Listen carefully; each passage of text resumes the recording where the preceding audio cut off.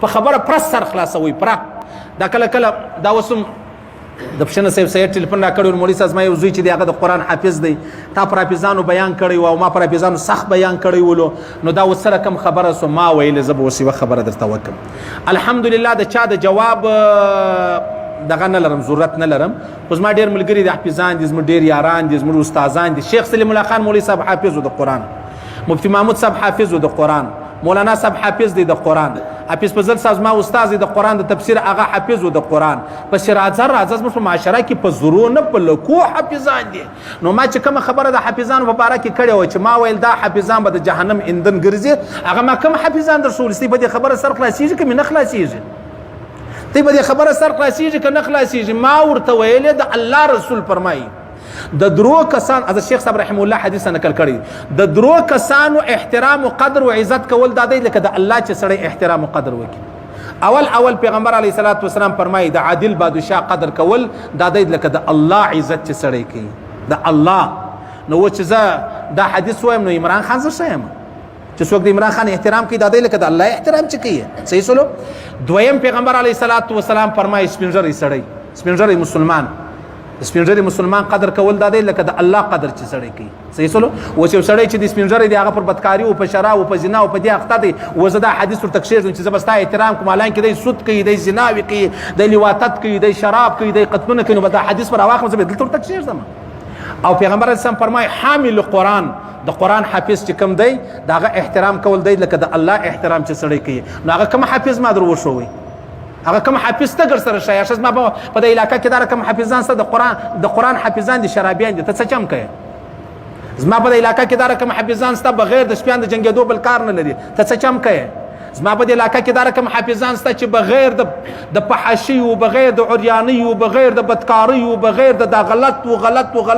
کار ګر سره بل کار نه لري ته کوم ځای لري د چا څه د معافي اخیستلو والا نه یم الحمدلله د سر خلاصېدو والا یم زما ډېر یاران دي هغو خوا به د کړی چې مولوي صاحب د حافظان تا یاد کړي وم نه نعوذ بالله زه نو د حافظ مخالفت کول دا خدای لکه د قرآن مخالفت کوي دا خو لکه د قرآن مخالفت دا خو به دې کافر کېږي ظالمه تا در اوسه به دې خبره سر نه خلاصېږي ابل یو ځای ناست وادو نو زموږ سید به هغه ته مولوي صاحب ته په هغه خیلو پسې ډېر ګایېږي ما ویل سبحان الله زه کله پیران یاد کوم نو د دې پیرانو څخه مراد باچا آغا دی لالک آغا دی علي آغا دی زما شیخ زما مرشد مولوی آغا صاحب دی ستی به دې خبره سر نه خلاصېږي که د غی سر ټمبی است خانه مې خرابه ده ته به دا نه پوهېږي زه د دغه هغه خیلو پیداوار یم زه د دوی شاګرد یم زه د دوی مرید یم زه د دوی مزدور یم او د هغه بعضه خبره وکړم ته راسې خبره باچا آغا ته ودرې باچا آغا ته یې مه دروه دلته چا کوم زناکاران پیران دي هغو ته یې ودروه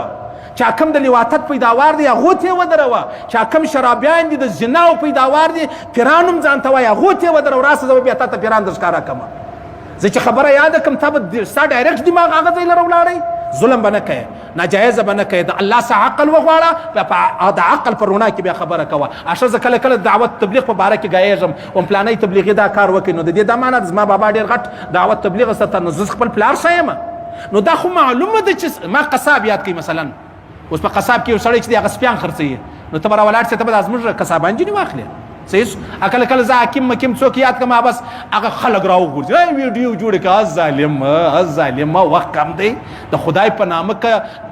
د جواب سیال دی لا ګړم چې زه وتا ته جواب درکړم صحیح سلو خبره دا نه ده خبره 1 نمبر خبره ده د الله په خاطر ده نعوذ بالله د چا ذات ټارګټ نه دی د چا ذات په ما باندې الله خبر دی نو سرفراز خان صفدر صاحب رحمه الله